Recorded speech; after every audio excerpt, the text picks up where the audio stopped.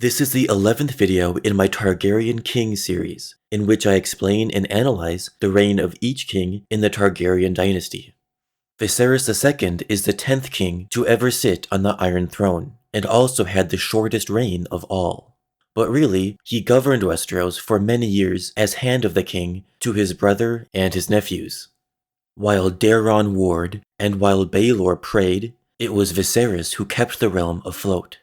His one-year reign is a bit depressing. Despite a few flaws that we'll discuss, Viserys could have been one of the best kings ever, and is certainly one of the least talked about. The beginning of this video has spoilers for the end of House of the Dragon. Skip to this timestamp to avoid those.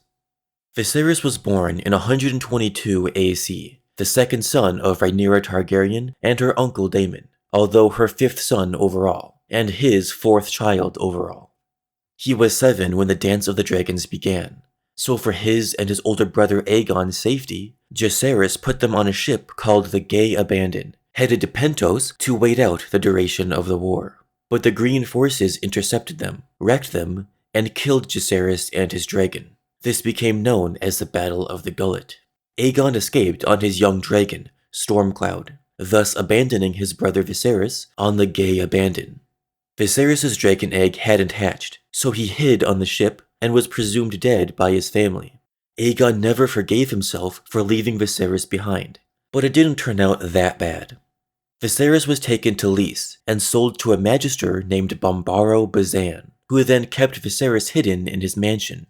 It was a comfortable sort of house arrest. People assumed that the magister would wait until the war was over, and either sell Viserys back to Rhaenyra, if she won, or sell Viserys' head back to Aegon II, should he win. But Bombaro died, and all his holdings were transferred to Lysandro Rogaire, the head of a very powerful banking family in Lys. Lysandro married Viserys to his daughter Lara, who was 7 years older than him. Lysandro's brother Drazenko met Alan Velaryon and negotiated the sale of Viserys. Alan paid 100,000 gold dragons and agreed to a long list of terms and conditions, and brought Viserys back home. He was 12 years old when he reunited with his brother, King Aegon III, who was 14. So Lara was 19 and married to a 12-year-old. It's a little refreshing to see the woman older than her husband in a problematic marriage. Viserys' grandfather and namesake, Viserys I, was 16 when he married Aemma Arryn, who was both his cousin and an 11-year-old. Sheesh. Viserys' return briefly lifted Aegon III from his depression, but that resumed pretty quickly, thanks to the Council of Regents. Viserys was feeling pretty good himself, becoming a father to a boy named Aegon at just 13 years old. His last child, Nerys, was born 3 years later, so Viserys got all the procreating out of his system at age 16. These 3 kids were actually very important, as they secured Aegon's succession. He chose to marry Rhaenyra Velaryon, a 6-year-old, so he wouldn't have to have kids for years. Viserys' side of the family ensured a clear line of succession that eventually became the main line of succession because Aegon's own sons were complete nitwits. His most badass moment came during the Secret Siege. All of the Rogaires, Lara's family, were being rounded up for their financial crimes. Aegon and Viserys hid with their wives in Maegor's Holdfast, refusing to come out for 18 days so they could not capture Viserys' wife. At one point, Viserys met a knight of the Kingsguard and his 12 soldiers on the drawbridge, wielding an axe. Viserys told them, "If you are come to take my lady wife, sir, turn and go, for you shall not pass while I stand." Viserys was quite the heartbreaker, possessed of great charm and boundless vitality. He made the mistake of smiling at a girl named Priscilla Hogg, and allegedly accidentally brushing against her bosom when passing her on the stairs. So she became convinced that if she helped poison Lady Lara, Viserys would marry her. Lara did not like King's Landing. She never learned the common tongue, spent all her time with her Lysene companions, and most scandalously, she insisted upon worshipping her Lysene gods instead of the 7. Westerosi are extremely suspicious of foreigners, and had no love for Lady Lara. She was stuck in a foreign land making babies for a husband 7 years her minor, while all her brothers got themselves ousted from the city during the downfall of House Roger. She also had to deal with an unruly son, Aegon, who was caught beating his infant brother Aemon with a dragon's egg. These two fine lads would grow up to be Aegon the Unworthy and Aemon the Dragon Knight. It's safe to say Viserys' wife was unhappy, and it wasn't all that surprising when she left him and returned forever to Lys. Viserys became Hand of the King for his brother Aegon during the later years of his reign, and was almost equally as depressed since his wife left him. Aegon did eventually have 5 kids, 2 of them sons, so Viserys didn't need to worry about the throne passing to himself or his unworthy son.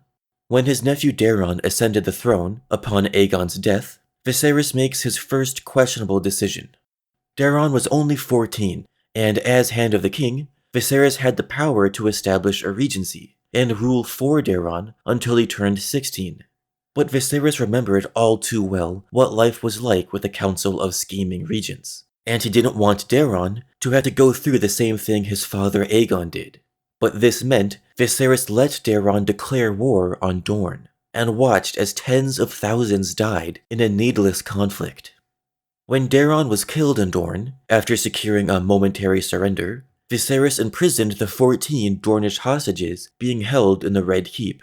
He planned to hang them, although Baelor, who had succeeded his brother Daeron, decided to free the hostages, walk barefoot to Dorne, and end the war. To establish peace, Baelor betrothed Viserys' grandson Daeron to Maria Martell. Viserys also protested Baelor's decision to lock his sisters in the Maiden Vault, but Baelor was a very stubborn king. He appointed an illiterate stonemason to be High Septon, and rumors say that Viserys poisoned this stonemason to save the realm from embarrassment. Rumors of poison swirled around Viserys once again upon the death of King Baelor. Some said that Viserys poisoned his nephew so that he could finally be king himself, which doesn't actually make a ton of sense. Baelor had already annulled his marriage to Dana, and clearly did not plan on fathering any heirs. The throne would pass to Viserys or his son regardless. By the way, Viserys must have known how awful a king Aegon would be, so he probably deserves a little blame for not straightening him out, or finding a legitimate way to disinherit him in favor of Daeron, his grandson. When a kid turns out this poorly, you have to question the parent who raised him at least a little. Maybe Viserys wasn't a great father, and didn't spend enough time teaching Aegon how to not be a butthole. Although, Viserys became a father at age 13. He deserves some slack here. Others say Viserys poisoned Baelor not so he could become king, but rather in fear of a holy war. At the end of his reign, Baelor wanted to convert the entire realm to the faith of the Seven, which would have caused conflict with the North and the Iron Islands. After more than 14 years as Hand of the King, Viserys finally ascended the throne and became King Viserys II. His claim was briefly disputed in favor of Baelor's sisters, the oldest of which was Dana. But Baelor had kept them isolated in the Maiden Vault for a decade, leaving them with no allies or political experience, and Westeros just wasn't ready yet for a ruling queen. Not that they ever would be, but they weren't then either. Tyrion says that Viserys might have only reigned a year, but he ruled for 15, while Daeron warred and Baelor prayed. So let's look at his 1-year reign and ask ourselves, what did Viserys II actually do? First, he reformed the royal household and its functions. What does this mean? I don't know. Something to do with the duties the Targaryen family has? Public obligations, etc.? Which Targaryen gets to host which feast? Next, he established a new royal mint. New currency, if it was produced with cheaper materials, could reduce costs and increase revenue for the royal family, who definitely lost a lot of money during Daeron's conquest and Baelor's follies. We are told specifically that Baelor would empty the royal coffers to pay for his charitable acts, so this new royal mint might have been a shrewd economic move by Vizzy II. Third, he made efforts to increase trade across the Narrow Sea. This is incredibly vague, and we're not even told if he succeeded, but let's give him the benefit of the doubt. He only had a year. Finally, he revised a bunch of laws that King Jaehaerys established nearly a century prior, which again is pretty vague. We're told Jaehaerys set out to codify, organize, and reform all the kingdom's laws. Well, that's vague too. It would be nice to have specifics, but specifics really aren't what this book is going for. We know Jaehaerys placed taxes on luxury items, and on lords building new castles, and he established laws like the Widow's Law, suggested by Queen Alysanne. So whichever laws Viserys revised, we'll assume he did a good job, since the text says, Viserys II had within him the capacity to be a new conciliator, for no king had ever been shrewder or more capable. Tragically, a sudden illness carried him away in 172 AC. A sudden illness, you say? Just a year after finally becoming king? At the age of only 50? A decade after Viserys' death, people realized how much of a monster his son was, King Aegon the Unworthy. Rumor had it that Aegon, the same man who once beat his infant brother with a dragon egg, also poisoned his father so he could be king instead. Crazier things have happened. It would actually be crazier if there weren't rumors of poison, since those allegations get thrown around a lot. However, poison doesn't really seem like Aegon the Unworthy's weapon of choice. I question his motive at all. He was a gluttonous prince who had his days free to do whatever he wanted. Why would he kill his father and move up his duties as king? He wasn't ambitious and didn't have any motivations that could only have been accomplished if he were king. Throughout his terrible reign, Aegon didn't really do anything except take advantage of individual people. He could have done that just as easily as prince instead of king. He did try to invade Dorne once, and failed instantly, but that idea seems to have come to Aegon on a whim. His son Daeron was married to a Martell, and Aegon wanted to take away Daeron's most powerful supporters in case he ever decided to disinherit him. So this wasn't a premeditated attack that might have inspired Aegon to kill his father and become king. Maybe someone else poisoned Viserys, a scheming social climber like Littlefinger or Varys, who saw that King Viserys was far too competent a ruler, and would have better chances manipulating an oaf like Aegon IV for their own gain. I submit this theory with absolutely no evidence, but it's not that hard to believe. More likely, Viserys II just got the sniffles one morning and promptly died. There is this propaganda, started by the Targaryens, that the diseases of common men cannot afflict their precious Valyrian blood. But the first Daenerys died of the shivers. Maegella died of grayscale, and Daeron II and his two grandsons, Valar and Materys, all died of the Great Spring Sickness. Targaryens can die of diseases. To play devil's advocate, there is one thing all those Targaryens have in common. None of them was bonded to a dragon. There is a theory that the magic of a dragon bond actually makes the rider a more robust, resilient person. When Jaehaerys' daughter Daenerys was sick with the shivers, he freaked out one morning and said she needed a dragon hatchling immediately.